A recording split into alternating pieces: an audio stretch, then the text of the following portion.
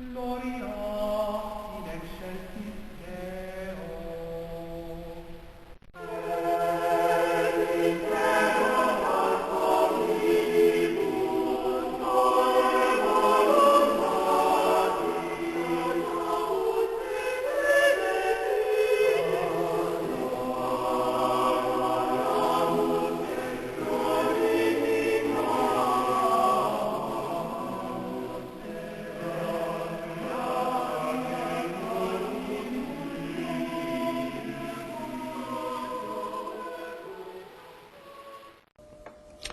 Hello, my name is Father James McLucas, and I'd like to welcome you to Catholic Insight, a program of Keep the Faith here at www.keepthefaith.org.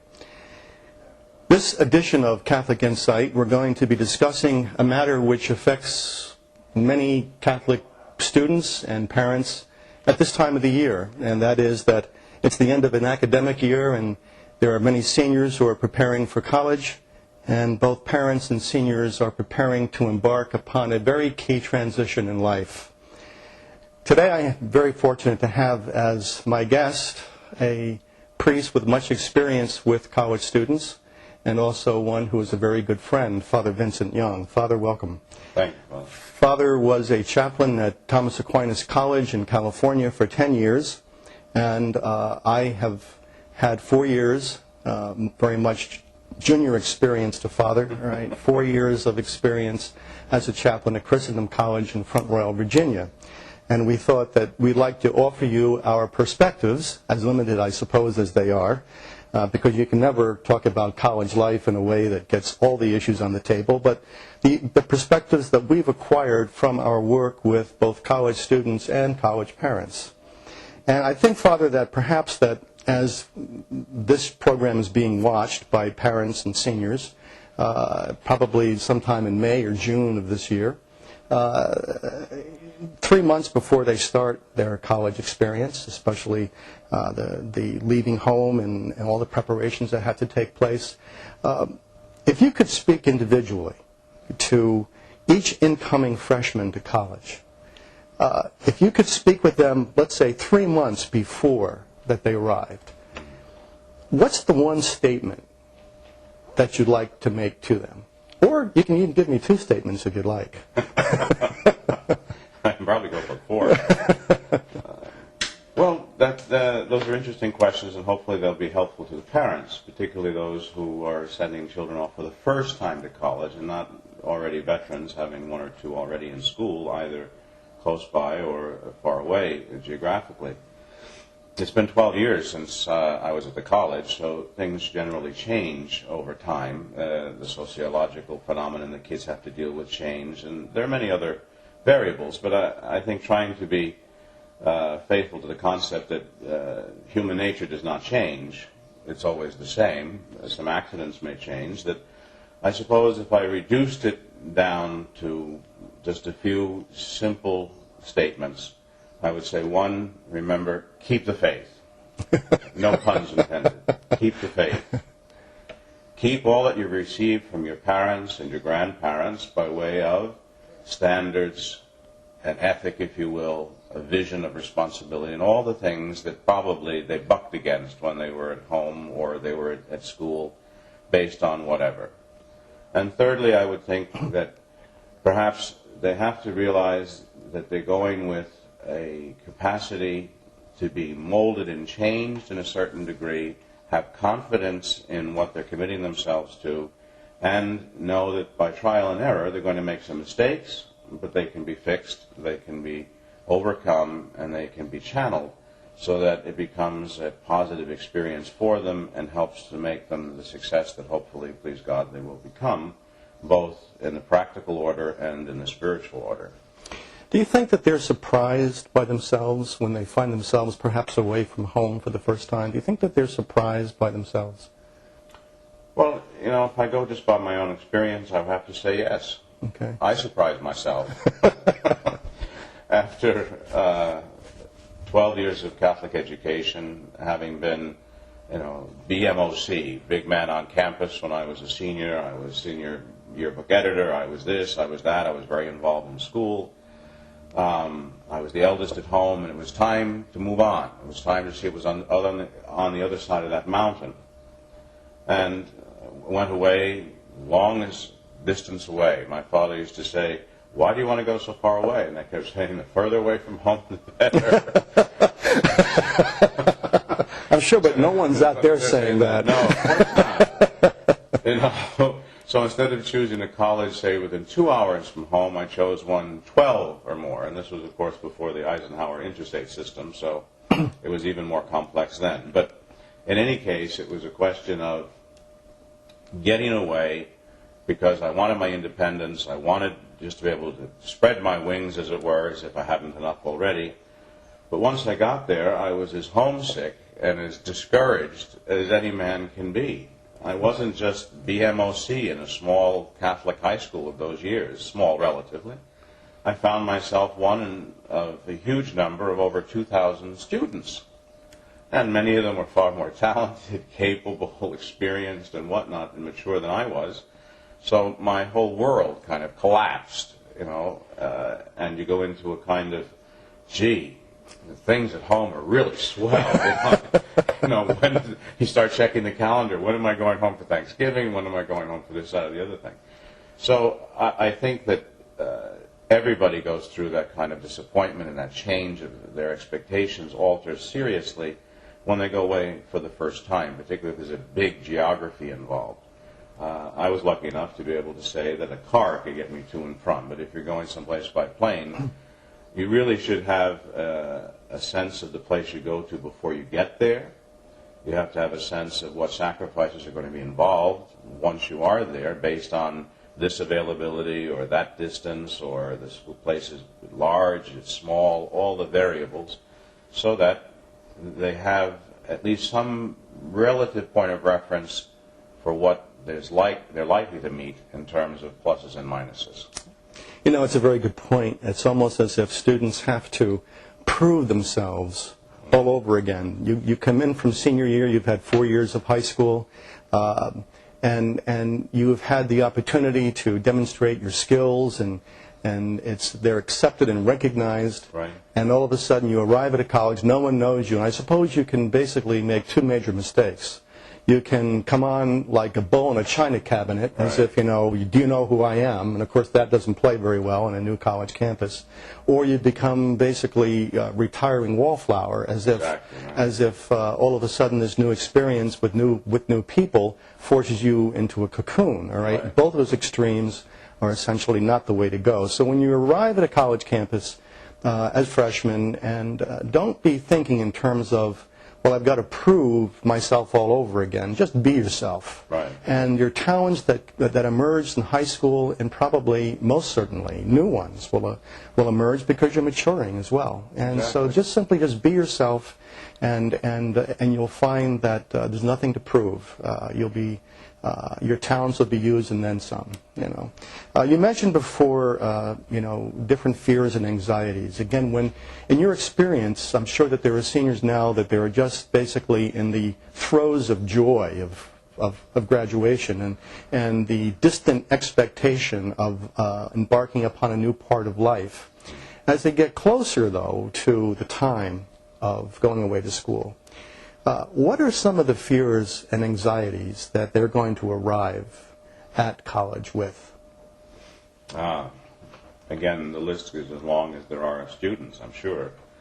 But I would suppose that one of the things that I think are pretty common is what happens when a student who comes from a very integrated family, a very strong faith element in the family, a good solid foundation academically, will have some sort of hesitation, perhaps, insofar as they have to be very clear about what they're going to college for.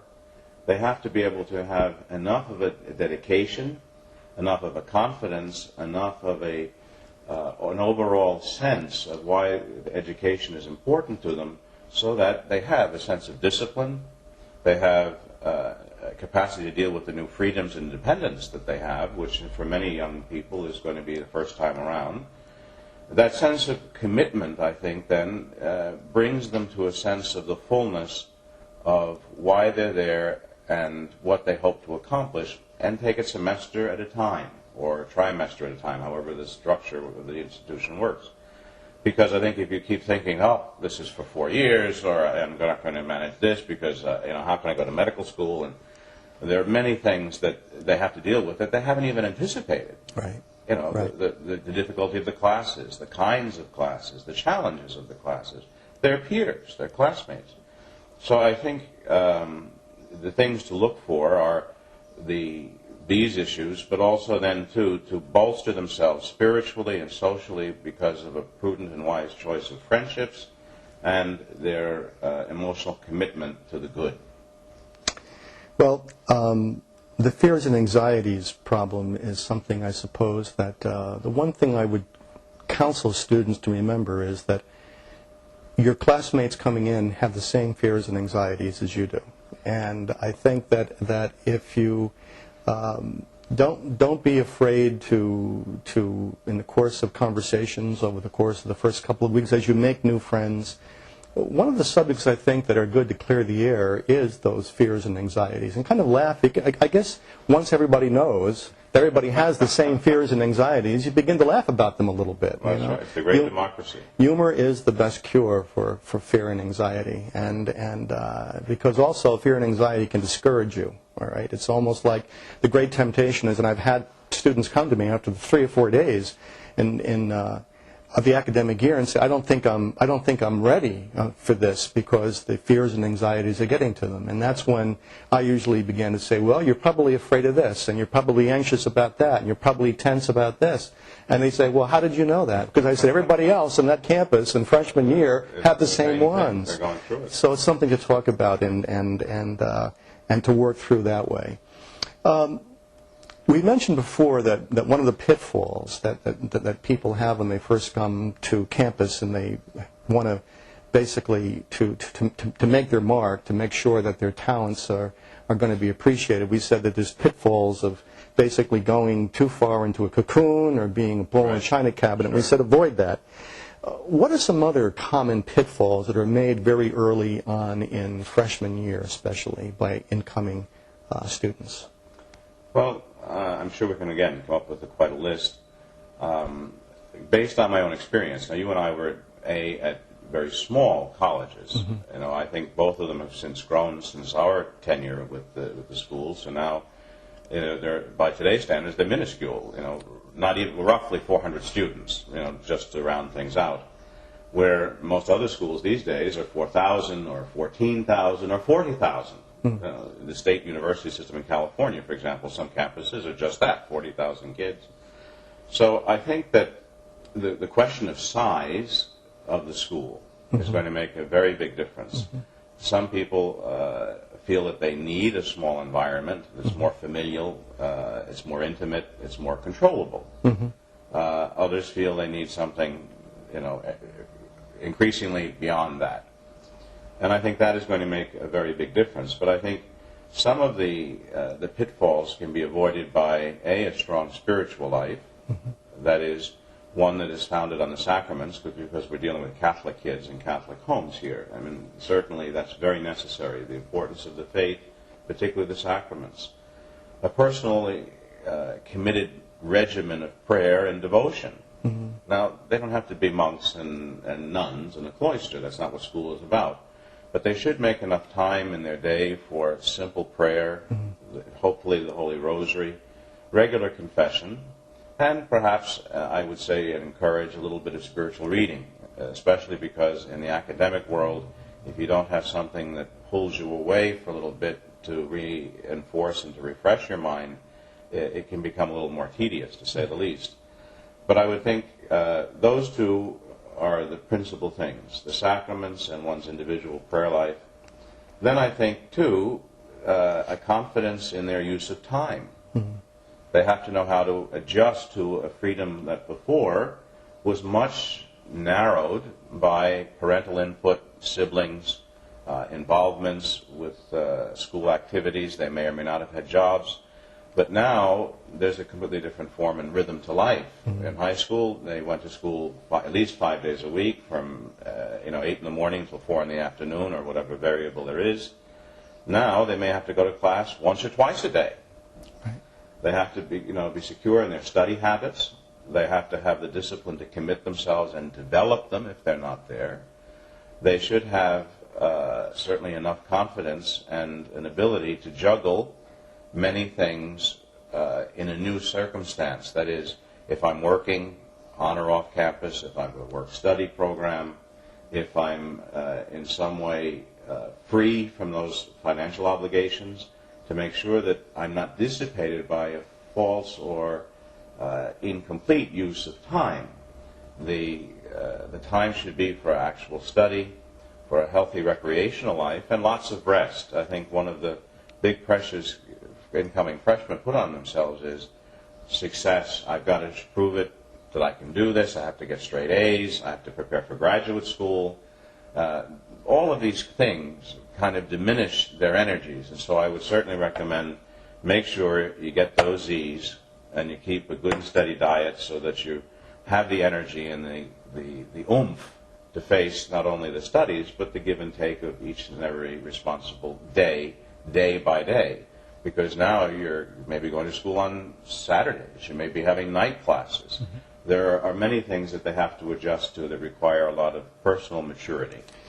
You know, we had talked in an earlier session of Catholic Insight about how to choose a college to go to. And of course, what we're speaking about here in terms of especially a student's spiritual life, it depends very largely upon the type of school that they're going to. We both came from very solid Catholic schools. There were small schools, several hundred at the most, on the campuses. And we find out, you know, that for the most part, in those kinds of situations, students and the peers give great, especially the upperclassmen, give a tremendous witness to their own maturity in faith and their own spiritual practices, and they draw the freshmen in as if, you know, to say, well, this is part of growing up, acquiring an adult practice of the faith. But there are going to be, for many of you, going to state universities, state colleges, private colleges that are larger, and you're not going to find very often that kind of Catholic cohesiveness. Then I think that, you know, I would say that bring to your school situation a very, very beginning anyway, simple rule of spiritual life. If you say to Our Lady, you know, I will give you a decade of the Rosary every day, no matter what, all right? And then you build on that if you can, but just start off with a decade a day, all right? You'll find that you keep heaven very, very much a part of your daily rhythm. And that just that decade, and you know, if you stay loyal to that decade of the Rosary, just start there. You know, then you'll find that grace, all right, will lead you into more pronounced practices and will firm up your spiritual life and get the spiritual reading, and you'll want more. But just give her that daily decade. Just promise her that. And no matter what, keep that decade every day of your life, but especially as you enter your college years. We're going to end, I think, right here. I think it's an appropriate place to end. We're going to come back with the same topic next time. But I think that one of the things that we'd like to do at the end of most of our conferences here at Catholic Insight is to recommend another conference that we have on the website for you to download. And I thought that perhaps that one of the great Catholic educators in the country is someone that's a very close friend of yours and someone who I can call a friend, especially because he is a contributing editor to the Latin Mass magazine, Dr. Ronald MacArthur. If you go to our website and you find his tape, and in fact you should be found on the very same page that you found that you could enter Catholic Insight into. It's going to be on the same page. Find his tape, Wisdom Amidst the Ruins, Catholic Education, Wisdom Amidst the Ruins. And I think that it'll give you a very good, let's say, perspectives that we haven't covered here. I'd like to thank you for joining us at this edition of Catholic Insight and look forward to seeing you again very shortly. Take care and God bless. Thanks, Father. Thank you.